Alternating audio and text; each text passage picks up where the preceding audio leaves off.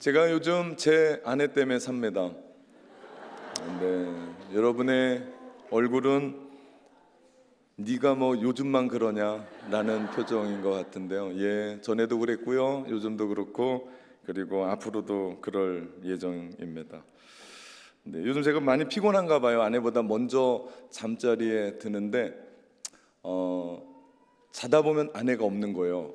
새벽에 일어나서 새벽 예배 올 때쯤 아니 도대체 어디에서 자냐고, 왜 나를 피하냐고 그랬더니 제가 코를 그렇게 곤대요.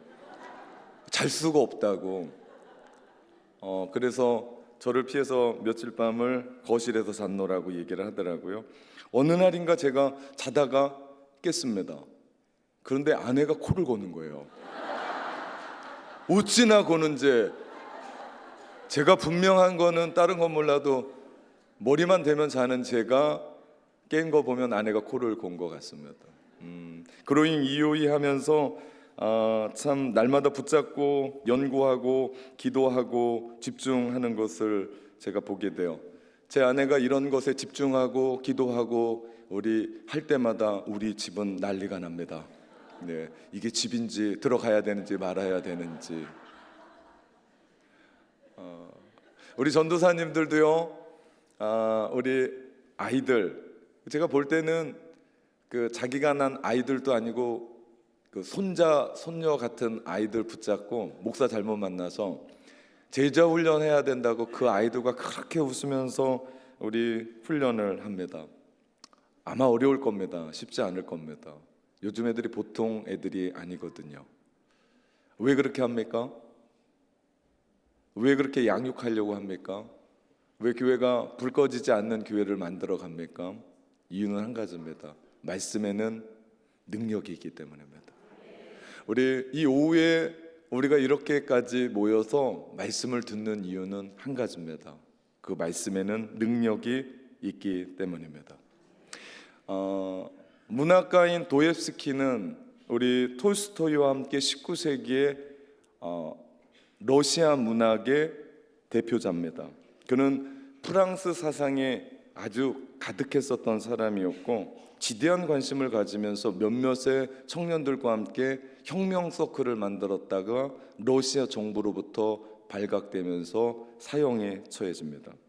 1894년 사형 언도를 받았는데 사형 집행 5분 전에 극적으로 황제의 사면령이 떨어졌고 죽음 대신 4년 동안 형무소에 갇혀서 강제 노역에 시달립니다. 그 시간 내내 어떤 여인이 줬던 신약 성경 한 권을 붙잡고 그가 매일같이 읽게 됩니다. 혁명주의였던 그가 성경을 읽으면서 혁명주의 생각이 벗어나고 부당하다고 생각했던 예수 그리스도를 따라가는 주님의 제자가 됩니다. 불합리하다고 생각했거든요. 이건 말도 안 된다라고 생각했던 그 예수님을 따라 살게 됩니다. 그 변화 이후 그가 쓰는 소설이 영향을 미치고 그 후 발표된 죄와 벌, 백치, 카라마초프의 형제들, 이 소설 속에 보면 전부 다 기독교의 하나님의 사랑, 기독교의 신앙이 물들어 있는 것을 보게 됩니다. 하나님의 말씀은 사람을 변화시키는 힘이 있어요. 철저히 혁명 사상에 물들었던 그 한 사람 역시도 그렇게 바꾸어 놓고 그리스도인이 되게 했던 것을 봅니다. 성경을 읽을 때마다 사람은 바뀌어요. 왜 우리 교회가 양육하려고 그러고 어린이 제자 훈련 그로잉을 하려고 그러고 우리 부서마다 양육하고 제자 훈련 하려고 그러냐면 바로 하나님의 말씀에 능력이 있기 때문인 줄 믿습니다. 히브리서 4장 12절 말씀에 보면요, 같이 읽어봅시다. 하나님의 말씀은 살아있고 활력이 있어 좌우해낼 수 없는 어떤 검보다 예리하여 혼과 영과 및 관절과 골수를 찔러 쪼개기까지 하며 또 마음의 생각과 뜻을 판단하나니. 오후의 PPT는 이상합니다. 괜찮습니다. 제가 지난번에 오후에 PPT 갈아버린다고 하니까 막 어떻게 그럴 수가 있냐고, 목사님이 사랑이 많은 목사님 같은데, 그래서 제가 PPT 보고 뭐라고 안 하려고 그랬는데 예, 괜찮습니다. 하나님의 말씀은 살아있기 때문에 어떻게 돼요? 살려요. 여러분, 생명이 있기 때문에 생명을 낳는 거예요. 예, 결혼한다고 부부가 애를 낳는 게 아니라 생명이 있기 때문에 생명을 낳는 겁니다. 여러분, 생명이 있는 것은 살아 움직여요. 영향력을 미칩니다. 죄로 말미암아 죽었던 것도요, 하나님의 말씀으로 살아납니다. 이것이 위력이죠. 말씀은 어떤 수술 의사가 가지고 있는 메스보다 예리해요. 눈에 보이지 않는 부분까지도 찔러 쪼개기까지 합니다. 혼과 영과 관절과 골수, 눈에 보이지 않습니다. 그런데 하나님의 그 예리한 그 메스로 찔러 쪼개기까지 한대요. 하나님의 말씀은 우리 안에 있는 의식적이든 무의식적인 것든 모든 것을 다 드러내죠. 그래서 우리를 고치는 거예요. 하나님의 말씀을 들을 때마다 그래서 우리 안에 찔림이 있고 눈물이 있고 하나님의 마음이 담겨져 있고 그럴 때마다 우리가 수술되는 거고 우리가 고쳐지는 거죠. 제가 설교자니까 가끔 20여 년 동안 설교하면서 그런 얘기를 종종 들었습니다. 목사님, 저를 향한 오늘 설교는 저를 향한 돌직구였습니다. 저의 사정을 어떻게 알았습니까? 제 아내가 얘기하던가요? 저는 누가 얘기하면 그 설교 못합니다. 저는 성격이 그래서. 그가 그렇게 받았으면 그 이야기는 성령이 그에게 하신 역사죠. 찔러 쪼개기까지 하는, 변화시키는 겁니다. 혼과 영과 관절과 골수를 찔러 쪼개기까지 하며 우리의 생각과 마음을 판단하시나니. 여러분, 우리의 생각과 마음을 판단하는 것이 뭐가 있겠습니까? 없습니다. 그런데 하나님의 말씀은요, 정확하게 판단해 가십니다. 하나님의 말씀은 우리로 하여금 공의로우신 하나님 앞에 서게 해요. 그렇기 때문에 어떤 마음으로 내가 그 일을 하고 있는지 그 동기를 얘기해요. 아무도 몰라요. 나만 알고 있거든요. 바꿀 수도 있거든요. 그런데 하나님의 말씀은 정확하게 우리 안에 찔러 쪼갭니다. 어떤 생각을 하고 그 일들을 했는지를 판단케 하세요. 그러면서 우리가 하나님의 말씀을 들으면요, 제일 먼저는 말씀을 들을 때 우리는 그 말씀 가운데 우리는 회개할 수밖에 없어요. 왜? 정확하거든요. 보이지 않는 부분까지도 정확하게 나누고 판단하고 우리 가운데 말씀하시거든요. 그러니 우리는 하나님 앞에 회개할 수밖에 없고요. 또한 그 말씀을 들을 때마다 우리가 아멘, 아멘, 아멘 하면서 우리가 어떻게 합니까? 우리가 순종할 수밖에 없죠. 이 말씀을 들을 때의 이 회개와 이 순종이요, 우리를 변화시킵니다. 하나님의 이 말씀이요, 능력이 있다라는 건 우리 거예요. 그냥 이 말씀 던진다고 이 말씀에 능력이 있겠습니까? 아니요. 이 말씀을 듣고 내가 반응할 때 뭡니까? 내가 회개합니다. 그 말씀 앞에 내가 판단 앞에 내가 섭니다. 그리고 내가 핑계 대지 않습니다. 맞습니다. 하나님, 난 죄인입니다. 맞습니다. 나는 그렇게 살았습니다. 나를 용서해 주십시오. 그 말씀 속에 우리가 결단합니다. 하나님, 내가 그 말씀대로 그렇게 살겠습니다. 내가 그렇게 세워지겠습니다. 그럴 때 여러분, 변하지 않았었던 우리의 삶은 변화되는 줄 믿습니다. 이것이 말씀의 능력이에요. 말씀의 능력.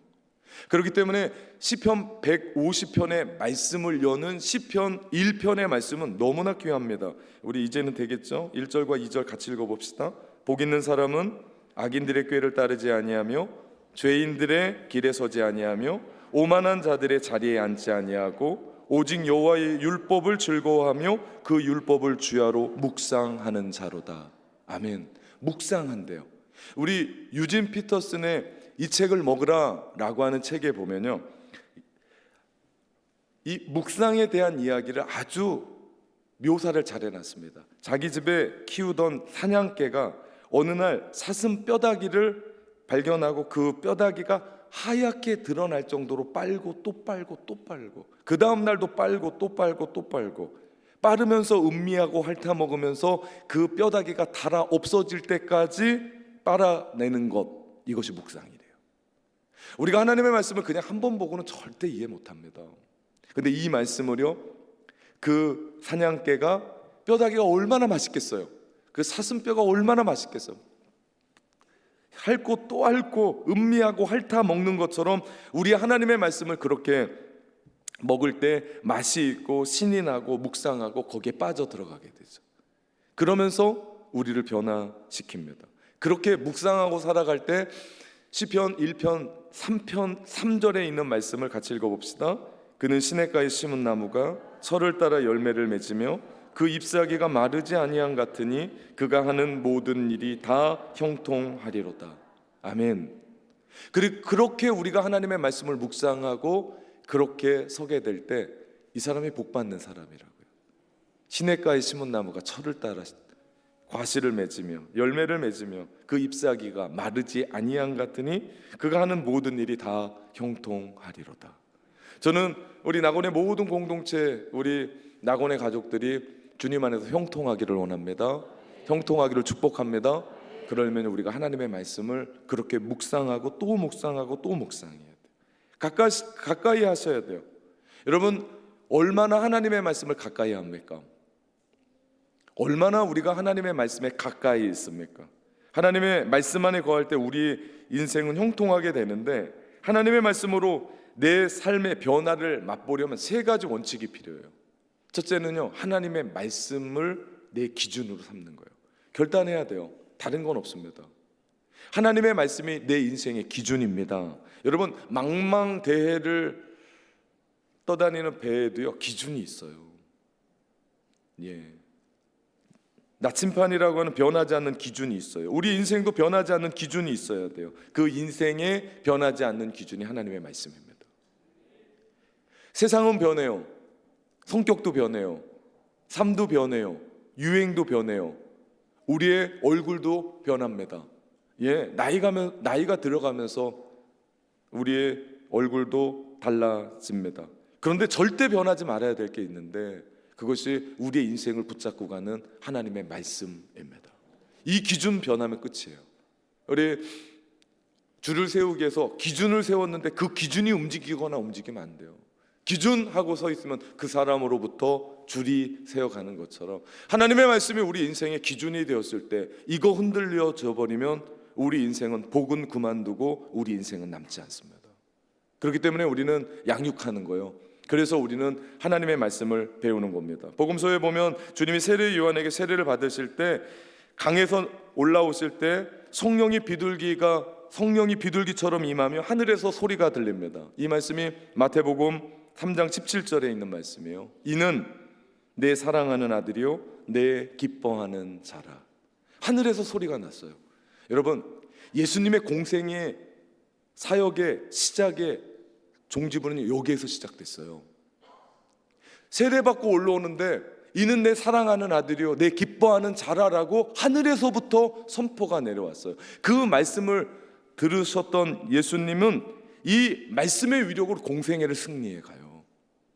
그 어떤 세력들이 예수님을 비양하고 너 잘못됐다고 그래도 바리새인들 앞에서, 사두개인들 앞에서, 종교 지도자들 앞에 당당합니다. 왜 그래요? 하늘로부터 하나님이 인정해 주셨거든요. 이는 내 기뻐하는 아들이다, 내 사랑하는 아들이다, 내 기뻐하는 자다. 이게 얼마나 엄청난 파워입니까? 우리가 하나님의 말씀을 듣는다는 건요 그냥한 얘기가 아니에요. 하늘로부터 우리 하나님께서 여러분에게 주시는 은혜죠. 그렇기 때문에 말씀을 붙잡고 그 인생을 걸어가는 사람은 이미 승리입니다. 세상의 가치관과 세상의 말에 휘둘릴 필요가 없어요. 세상에 누군가가 억압하고 세상에 누군가가 여러분에게 되니 많으니 그건 그들의 생각이고, 하나님께서 된다 하면 되는 줄 믿습니다. 하나님이 이루신다면 이루시는 줄 믿습니다. 이게 말씀의 위력이에요. 그렇기 때문에 우리는 말씀 앞에서 우리는 어떻게 합니까? 아멘 하는 겁니다. 그 말씀대로 우리 안에 이루어질지어다. 예수님의 공생애의 승부수는 여기에서 시작됐어요. 이미 게임 끝입니다. 사단이 이미 결론이 난 거예요. 주님의 사역은 이 말씀으로. 그러니 우리도 매 주일마다 새벽마다 말씀을 들을 때마다 아멘 하면서 그 인생을, 그 하루를 치고 나갈 때 그 인생 승리하지 않겠습니까? 그 인생 형통하지 않을까요? 그 말씀으로 말미암아 장착된 그로잉 이오이 우리 자녀들이 하나님 나라를 위해서 귀하게 성장하고 예수님처럼 성장하고 하나님과 사람들에게 칭찬받는 사람들이 될 때 우리 가슴이 얼마나 뛰겠냐고요. 이들 공부하지 말라 해도 공부할 겁니다. 이들 세상을 향해서 주님의 일들 하지 말라 해도 할 겁니다. 왜 그렇습니까? 하나님의 말씀의 위력이 이미 우리의 인생의 결론을 내버리신 줄 믿습니다. 그리스도인은 세상에 사람들이 나에게 대해서 어떤 것을 말하느냐 중요하지 않아요. 그런데 우리는 지금까지 그렇게 신경을 썼어요. 세상에 우리 가운데 얘기하는 것에 우리는 그거에 대해서 솔깃했습니다. 그러면서 우리는 하나님이 나를 어떻게 보시느냐에 따른 이야기는 생각하지 못했습니다. 우리가 정말 관심 둬야 되고 정말 우리가 신경 써야 될 것은 하나님이 나에게 뭐라고 말씀하시냐는 겁니다. 이게 가장 중요합니다. 예수님의 처음 사역 때 40일 금식하고 나서서 마귀가 문제를 가지고 시험합니다. 내가 하나님의 아들이냐? 이건 마귀가 물을 질문이 아니에요.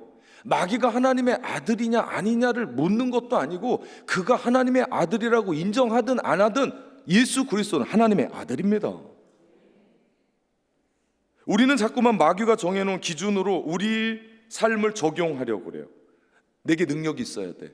내가 그래도 돌로 떡을 바꿀 수 있는 그런 힘은 있어야 돼. 그것이 나라고 착각해요. 그것이 나라고 이야기하는 사단의 속임수가 우리 가운데 있어요. 이거 넘어가면 안 돼요. 내가 어떤 사람인지, 지금 내가 얼마나 많은 경제적인 것을 누리고 있는지, 내가 얼마나 지위가 높은지, 내가 얼마나 힘이 센지, 내가 얼마나 많은 것들을 다른 사람보다 갖고 있는지, 권력과 외모와 돈과 또 우리가 가지고 있는 어떤 것들, 심지어는 외모까지. 그러니까 사람들이 그것을 바꿔서 만족을 얻으려고 합니다. 우린 사단에게 속는 거예요. 나는 난데 내가 지금 가지고 있는 그 모든 것들 하나님이 나에게 주셔서, 이미 나에게 주셔서 선한 청지기 안에 나는 그렇게 살아가는데, 사단은 우리에게 어떤 틀을 만들어 놓고 너가 이만큼 돼야 성공할 수 있어, 너가 이만큼 돼야 세상이 너를 인정해. 여러분, 이 프레임에 갇히면 끝입니다. 너의 능력이 무엇이냐, 너의 직업이 무엇이냐, 돈을 얼마나 가고 있냐, 학력은 얼마나 높냐, 내가 가지고 있는 이력은 어떤 거냐, 어떤 집에 사냐, 어떤 차를 타냐. 여러분, 세상이 말하는 가치로 마귀는 우리를 유혹합니다. 우리를 자꾸만 혼동케 해요. 여기에 속으면 절대 안 되는데 참 많은 사람들이 여기에 속아서 주님을 떠나서 자기의 참 많은 일들을 이루어 갑니다. 너무나 안타까운 일이에요. 저도요, 1000년 만년 살면 이렇게 안 삽니다. 진짜입니다.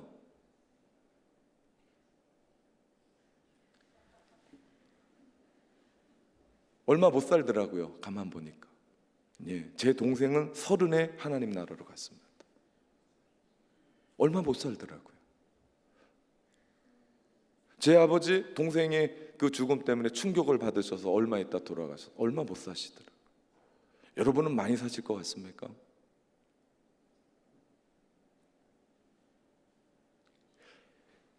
사단이 뭐라 하든 우리는 이미 하나님께 사랑받는 하나님의 자녀요, 여러분은 존귀한 자요, 하나님의 아름다운 자녀들이요, 예수 그리스도로 말미암아 구원받은 하나님의 자녀인 줄 믿습니다.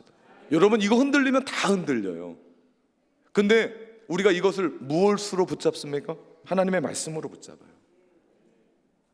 이 말씀 안에서 흔들어지면 우리 모든 게 흐트러집니다. 19세기의 부흥사였던 D.L. 무디가 그런 얘기합니다. 너희 마음 가운데 하나님의 말씀을 두어라. 그러면 그 말씀이 너희 안에 죄를 몰아낼 거다. 그러나 이 말씀을 우리 가운데 두지 않으면 그나마 있던 말씀도 죄가 말씀을 몰아낼 거라고 얘기합니다.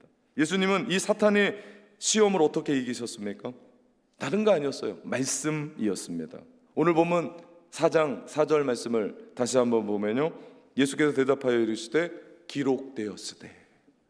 무슨 얘기예요? 하나님의 말씀으로 이기셨어요. 기록되었다. 사람이 떡으로만 살 것이 아니요 하나님의 입으로부터 나오는 모든 말씀으로 살 것이다. 예수님이 이기신 건 말씀이었어요. 모든 말씀으로 살 것이다. 여러분, 우리가 이 땅을 살아갈 때 우리에게 정말 중요한 건 하나님의 말씀이에요. 그래서 제가 우리 교회에 와서 정말 심도 있게 진행하고 있는 게 양육이에요. 작년부터 조금 맛을 봤지만 본격적으로 시작되는 게 말씀이고요. 그래서 제가 교사들 양육 준비 안 오고 3번 지키면 제가 교사 자른다고 했습니다. 사람 없어도. 왜냐하면 영혼을 망치는 일이거든요. 정말 교사 힘쓰고 애씁니다. 근데 거기에서 멈추면 안 돼요. 아까 우리 교사 선서했었잖아요. 정말 가슴 뛰더라고요. 정말 그렇게 본이 되는 그렇게 성실하게 준비해서 우리 아이들 그렇게 가르치겠다. 뭐 이분들이 난 사람들입니까? 여러분, 교사들 정말 대단합니다. 우리 교회 그들 11시에 아이들 가르치려고요, 이름도 없이 빛도 없이 우리 9시에 예배 드리고 11시에 아이들 그렇게 애씁니다. 요즘 애들 말 듣습니까? 안 듣습니다. 옛날엔 패기라도 했죠. 요즘 패면 신고해요. 그냥 들어야 돼요. 그냥 웃어줘야 돼요. 그러면서 또 어떻게 합니까? 주머니 털어서 맛있는 거 사주고, 그러면서 그 아이들 어떻게 하든지 하나님의 말씀 앞에 붙들려 있으려고 그렇게 준비하는 거 아닙니까? 우리 교사들 대단합니다. 그래서 우리 교회가 다음 세대가 희망이 있는 거예요. 다른 게 희망이 아니에요. 비전센터가 희망이 아닙니다. 건물 져놓고 우리가 그 용도에 맞게 쓰지 못하면 그 건물 아무것도 아니에요. 우리 교회 구조 진짜 좋다니까요. 저는 처음에는 우리 교회가 정말 모두가 다 목장 모임을 사모하면서 다 모이는 줄 알았어요. 알고 봤더니 신을 데가 없어요. 의자가 있는 데는 여기밖에 없어요. 교회 참 잘 진 것 같아요. 갈 데가 여기밖에 없어요. 그러니 예배 시작하고, 그러니 목장 모임하고. 여러분, 하나님의 말씀이 우리를 살리죠. 하나님의 말씀, 기록된 그 말씀으로 우리가 이깁니다. 모든 말씀으로 살 것이라. 말씀이 나를 어떻게 정의하냐, 말씀이 나를 어떻게 평가하느냐는 그 소리를 들어야 돼요. 세상의 소리가 아니에요. 세상의 가치가 아니에요. 그래도 세상 살아가면서 이쯤은 있어야지 이건 세상 얘기입니다. 하나님이 우리 가운데 말씀하시는 그 진리의 말씀에 귀를 기울이십시오. 그러면 우리 마음 가운데 있는 불안을 잠재웁니다. 우리 가운데 두려움을 잠재웁니다. 그렇기 때문에 우리는 하나님의 말씀을 붙잡는 거예요. 내가 누구인지를 아는 건 너무나 중요합니다. 정체성 너무나 중요해요. 그 정체성은 세상에서 이야기하지 않아요. 내가 지금 낙원교회 담임 목사가 나의 정체성이 아닙니다. 착각하면 안 돼요. 여러분이 지금 하고 있는 그 위치가 여러분이 아니라니까요. 많은 사람이 그 위치가 난 줄 알아요. 천만의 만만의 말씀이에요. 여러분, 이건 착각입니다. 뭡니까? 성경이 나에게 말씀해 주시는 그 정체성이 나의 정체성이죠. 저희 고향이 충남 홍성입니다. 우리 그 기차 타러 가려면요, 그 어딘지 모르게 칼 하나 차고 손가락 하나 들고 있는 김좌진 장군의 동상이 역정 가는 길에 있어요. 얼마나 크게 있었는지. 한국이 일제 식민지 시대 야인으로 살아갔던 김두한이라는 깡패가 있었습니다. 그가 순애보를 쓴 박기주 선생을 만나요. 이 박기주 선생이 김두한에게 그런 얘기합니다. 너는 청산리 전투의 김좌진 장군의 아들이다. 역사를 얘기해 줍니다. 네가 이렇게 일제시대에 방황하고 살아가는 깡패가 아니라 너는 장군의 아들이다라고 하는 그 한마디에 인생이 뒤집어집니다. 그러면서 우리 김두한은 그 다음부터 장군의 아들답게 살아갑니다. 그 영화도 나왔잖아요. 장군의 아들 1, 2, 3. 여러분, 내가 누구인지는 너무나 중요해요. 그 정체성이 곧 나를 만들거든요. 그 정체성을 누가 말해준다고요? 하나님의 말씀이. 네, 맞아요. 성경책이 얘기해줘요. 여러분이 누구인지 아십니까? 여러분 하나님의 자녀입니다. 여러분 하나님의 걸작품입니다. 뭐 그렇게 뭐 고치려고 그러지 마세요. 먹을 거 다 드시고요. 뭐 다이어트, 우리 집에 어떤 놈도 막 다이어트 하려고 그러는데 허벅지가 어떠니 그러는데 전 다 예쁘다고 얘기합니다. 그거 다 예쁘지 않아요? 허벅지가 크면 덜 예쁘고 짧으면 예쁘고 그런 게 어디 있어요? 아빠 눈에는 모든 게 다 예쁘죠. 그래서 저한테 그런 거 안 물어봐요. 에이, 아빠는. 근데 그게 진짜 아닙니까? 자식이 이러면 이쁘고 저러면 이쁜 게 아빠입니까? 아버지는 다 예쁜 거 아닙니까? 아들은 잘 몰라도 딸은 그렇습니다. 하나님이 여러분을 창세전에 목적이 있으셔서 만드셨어요. 우연히 우리가 예수 믿고 여기 있는 것이 아니라 필연적으로 하나님이 나를 아끼시고 하나님 너무나 사랑하셔서 여기까지 불러주셨고, 나로 하여금 하나님의 존귀한 일을 하게 하시려고 여기까지 불러주신 줄 믿습니다. 이것이 우리의 정체성이에요. 이것에 대해서 우리가 눈을 떠야 돼요. 우리가 이것을 믿을 때, 우리가 이것에 대해서 눈을 뜰 때 우리는 절대로 세상이 우리를 판단하는 것에 휘둘리지 않습니다. 세상의 가치에 우리는 요동하지 않습니다. 방황하지 않습니다. 흔들리지 않습니다. 내가 뭐가 있어도 없어도 그건 세상의 얘기예요. 하나님이 우리 가운데 말씀해 주시는 건 전혀 다르다. 이것을 우리는 말씀에서 찾아야 됩니다. 그런 사람이 하나님 앞에 존귀한 자로 나에게 맡겨주신 일에 최선을 다하지 않겠습니까? 학생들은요, 죽도록 공부하지 않겠습니까? 제가 늘 말씀드리지만 저는 그 공부하다 죽었다는 사람은 한 번도 본 적이 없습니다. 주부입니까? 그럼 가정을 성실하게 지켜야 되는 거 아닙니까? 직장인입니까? 그러면 회사를 위해 정말 열심히 일하고, 사업장입니까? 그러면 주의 사업장인 줄 믿고 성실하게 일해야 되는 거 아닙니까? 이것이 주님이 우리를 부르신 목적 아니겠습니까? 하나님의 뜻이죠. 그것을 우리는 성경을 통해서 배웁니다. 주님이 여러분에게 말씀하세요. 너는 내 사랑하는 아들이라 내가 너를 기뻐한다. 이것이 주님이 나에게 주시는 음성인 것을 믿고 영적인 귀가 열리시기를 주님의 이름으로 축원합니다. 그러면 우리 인생은 끝입니다. 당당합니다. 무엇을 하든지, 어디에 있든지, 무엇을 먹든지 하나님이 나를 사랑하시고 기뻐하신다. 얼마나 든든한 이야기입니까? 오늘날 우리가 살아가는 시대는 불안전합니다. 그리고 불안합니다. 포스트 코로나 끝나고 나서 예전에 예측했던 게 다 깨져버렸어요. 이제는 예측이 안 됩니다. 예측할 수도 없고 예측도 맞지가 않습니다. 가능성이 막혀버렸다는 얘기예요.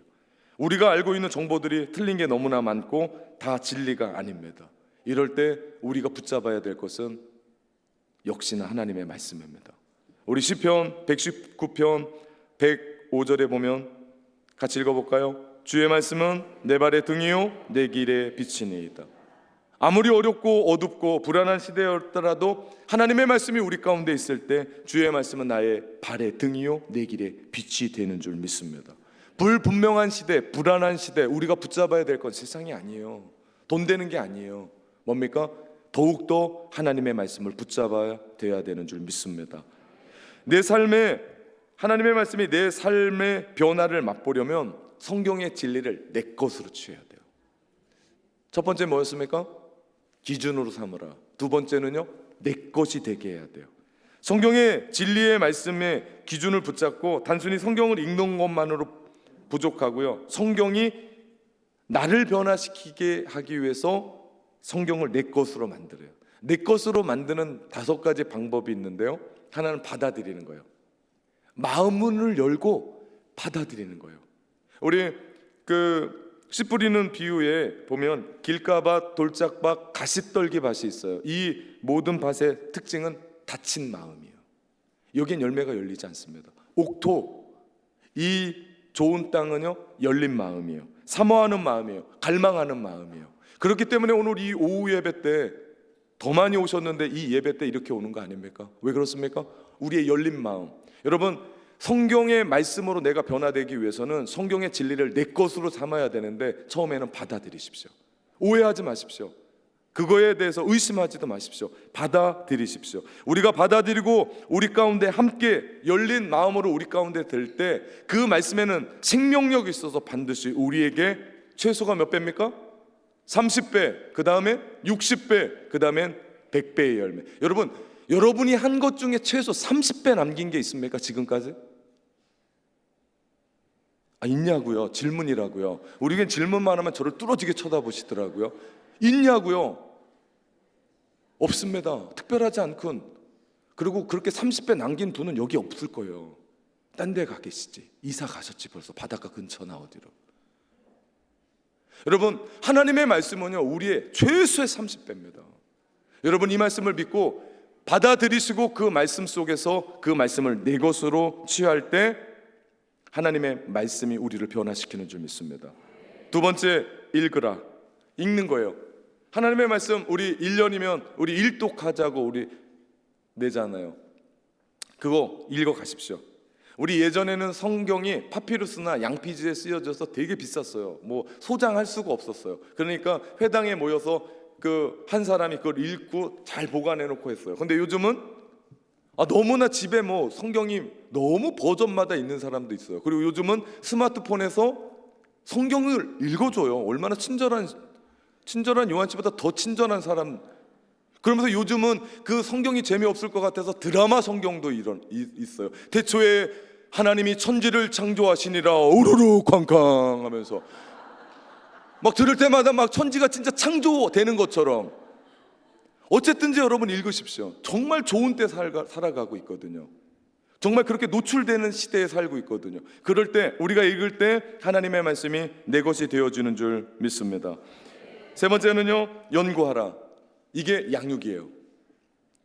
우리 양육 발표될 때마다 여러분 신청해서 또 듣고 또 들으십시오. 한 번으로 족하지 않아요.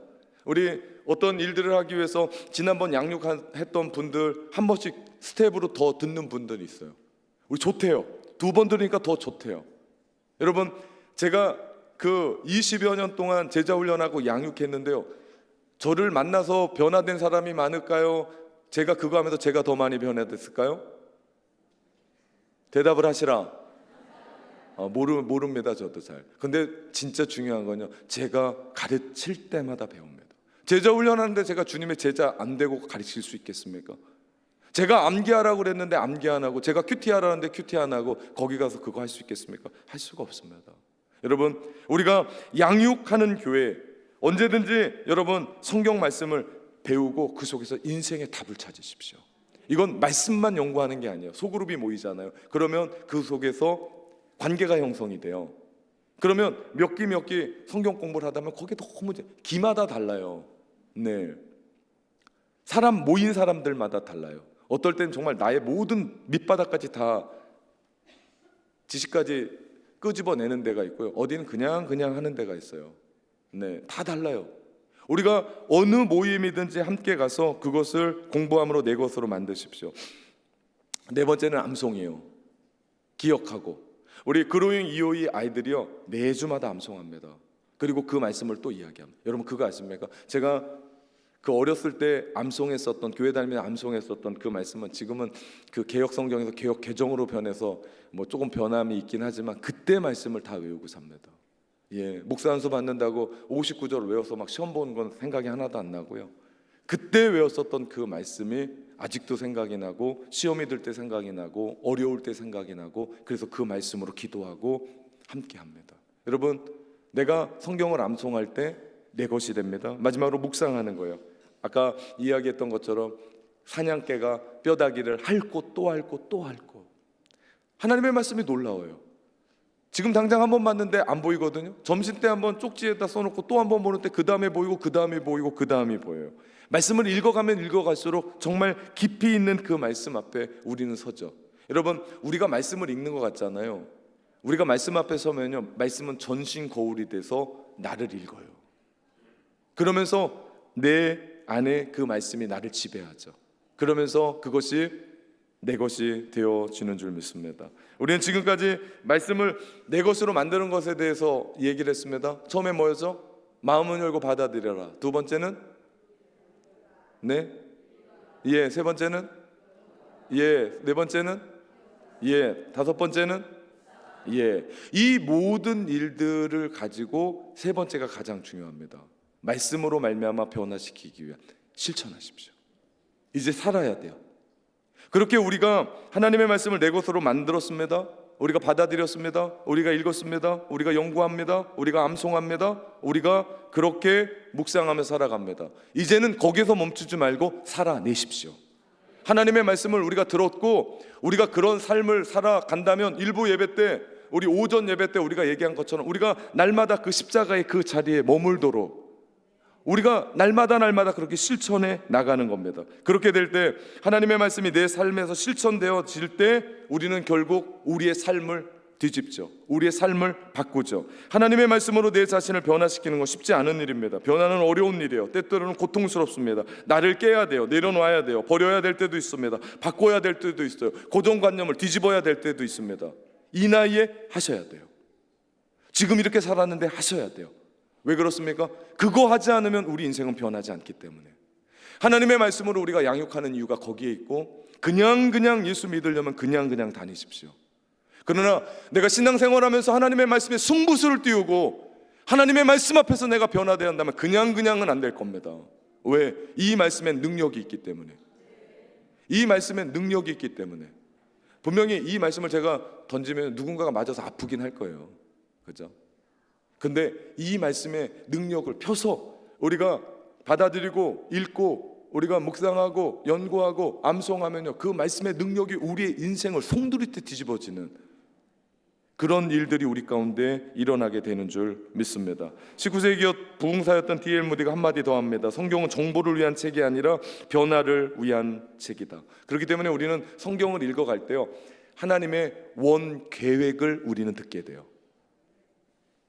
죄로 말미암아 다 타락되어서 우리 가운데 하나님의 생각이 아니라 세상 가치관으로 가득 채웠었던 그 삶을 뒤집고, 우리가 성경을 읽게 되면 우리의 원래 모습이 어땠고 원판이 어땠고 지금까지 내가 생각했었던 어떤 것을 다 뒤바꾸면서 우리로 하여금 하나님이 우리 가운데 들려주십니다. 그 인도하심으로 살아가야 돼요.